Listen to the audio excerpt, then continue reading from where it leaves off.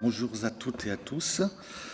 Merci pour l'accueil. Donc, effectivement, la thématique que je me propose de partager avec vous aujourd'hui est la suicidalité en milieu pénitentiaire en période de crise sanitaire, dont les déterminants sont légèrement modifiés durant l'année 2020 écoulée.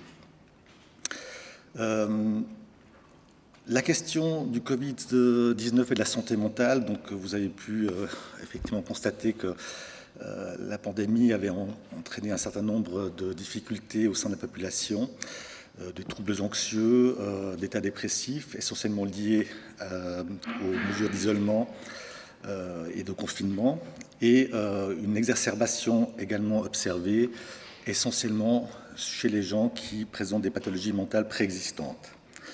Un des déterminants de la suicidalité sont les actes autodommageables qui précèdent souvent les tentatives de suicide et qui sont un moyen de mesurer la question de la souffrance psychique, aussi bien dans la population générale que dans la question de la prison. La santé mentale en prison, elle n'est pas très bonne. On sait que la prévalence des troubles psychiques en prison est de 2 à 10 fois supérieure à celle de la population générale. Je vous montre quelques chiffres issus d'une étude du Lancet de 2011, avec effectivement une prévalence 4 fois supérieure de la psychose, par exemple, aussi bien chez les hommes que chez les femmes. Les dépressions qui sont également beaucoup plus prévalentes en milieu pénitentiaire, de même que les troubles de la personnalité, pour ne citer que ces 3 troubles qui sont effectivement beaucoup plus élevés en milieu pénitentiaire, aussi bien chez les hommes que chez les femmes. Et je ne parle pas aussi du TADA, dont la prévalence est également de 6 à 7 fois supérieure chez les adultes en milieu pénitentiaire que dans la population générale. Donc, une population qui a des mauvais déterminants de santé psychique et donc une grande fragilité dans cet environnement. La question du suicide est donc relativement prégnante dans cet environnement. Et pour ne donner que quelques chiffres concernant la population suisse, la population générale en Suisse est touchée par le suicide à un taux de prévalence d'environ 0,01%.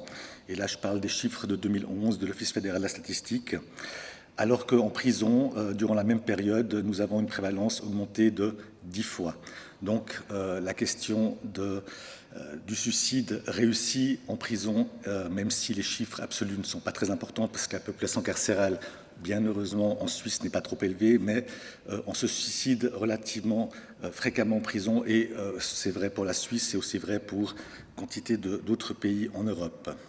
Dans une étude assez récente, 2021, une méta-analyse qui s'est intéressée dans le Lancet Public Health à la question des facteurs de risque. Quels sont les facteurs de risque auxquels il faut qu'on soit attentif en milieu pénitentiaire lorsqu'on veut prévenir la question du suicide?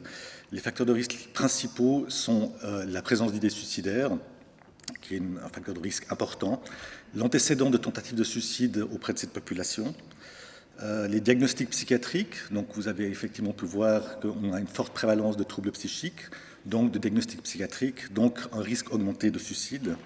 La question de la détention préventive, donc avant jugement, on va évoquer brièvement la prison de Chandelon, qui est essentiellement une prison de détention préventive, donc avant jugement. Donc c'est un facteur de risque élevé pour le suicide. L'isolement cellulaire et l'absence de visite familiale. Donc tous ces éléments combinés font qu'en période de crise sanitaire, nous avons effectivement une mixture qui est relativement explosive.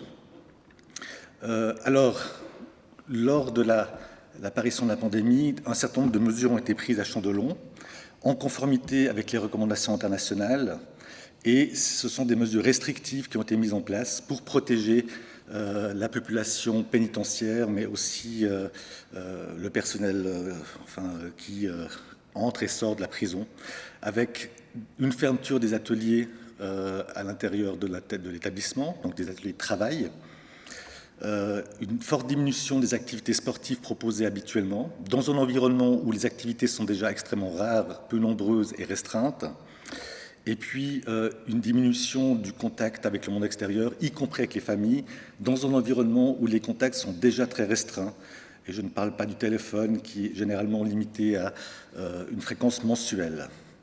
Donc tous ces éléments ont fait que nous avons constaté au mois de décembre et janvier subitement une augmentation importante du nombre de cas d'autostrangulation et d'autres actes autodommageables, donc tentatives de pendaison, autostrangulation, absorption médicamenteuse à des fins suicidaires, et une augmentation significative par rapport aux 4 années précédentes durant les mêmes mois de décembre-janvier. Donc près de 24 cas en 7 semaines, ce qui était tout à fait inhabituel.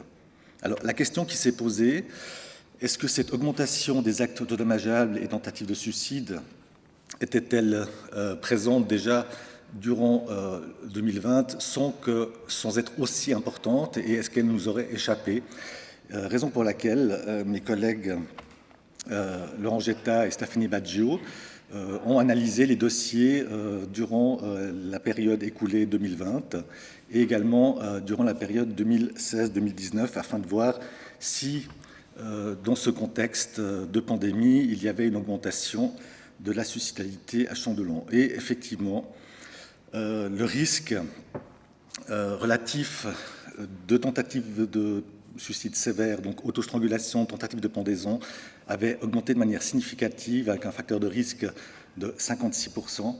Et puis, les autres événements d'automutilation avaient également fortement augmenté durant cette période 2020. Alors, augmentation effectivement de 56% des actes autodommageables graves, donc tentative de pendaison essentiellement, et 55% pour les autres actes. Et ceci, malgré la réduction de la population. Donc Chandelon, c'est un établissement en surpopulation chronique.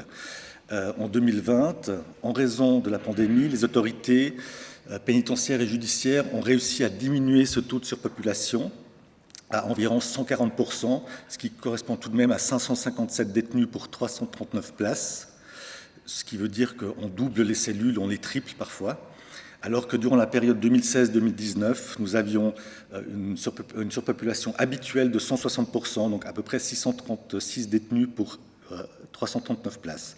Sachant que habituellement, il est arrivé d'avoir une surpopulation jusqu'à 200% durant les années 2013-2014, avec également une augmentation des actes autodommageables. Donc, ce n'est pas la surpopulation qui n'était pas aussi importante durant cette année écoulée qui était responsable, a priori, de l'augmentation des actes suicidaires. Alors, ces résultats, en conclusion, suggèrent que l'augmentation des tentatives de suicide et des automutilations seraient principalement liées aux mesures restrictives pour limiter la transmission du Covid. Et alors, si on en parle aujourd'hui, quelles conséquences ceci peut avoir sur le système de santé genevois? La conséquence, effectivement, lorsqu'on a une recrudescence de tentatives de suicide, c'est une augmentation des transferts de nos patients vers les urgences des HUG et donc un risque, effectivement, d'encombrement des urgences, ce d'autant plus, comme vous le savez, que ces détenus sont accompagnés par des forces de police et donc des mesures sécuritaires, mais également un risque de propagation du Covid entre la prison, milieu clos et l'extérieur, plus on accroît les mouvements vers l'extérieur. Alors, comment est-ce qu'on peut prévenir, comment est-ce qu'on a tenté de prévenir, ou comment est-ce qu'on pourra prévenir à l'avenir, en période de pandémie, mais aussi en dehors des périodes de pandémie, la conséquence de ces actes, minimiser plutôt les actes suicidaires? C'est garantir une identification précoce des patients à risque, ce que nous faisons déjà depuis longtemps, en essayant d'identifier au mieux, selon un certain nombre de critères, les patients qui présentent des fragilités psychiques.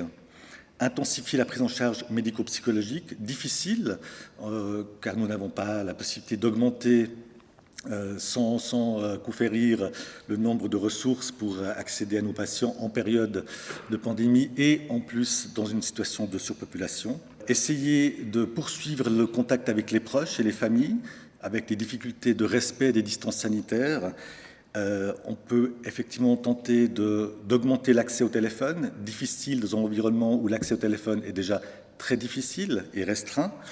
Et puis demander l'autorisation d'avoir des accès par visioconférence, généralement interdite dans un établissement de détention préventive pour des risques de collusion et des risques sécuritaires.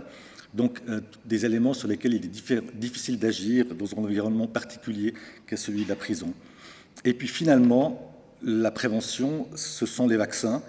Vaccination de la population de la prison. Alors, les patients vulnérables au Covid ont déjà été vaccinés et la vaccination, je dirais, ouverte à l'ensemble des détenus débute ce matin. Ça veut dire vaccination aussi bien des détenus, mais aussi du personnel médical qui travaille dans la prison, mais aussi des agents de détention. Donc voilà les différentes mesures que nous pouvons imaginer prendre pour diminuer les effets délétères de cette pandémie sur nos détenus. Voilà, merci pour votre écoute.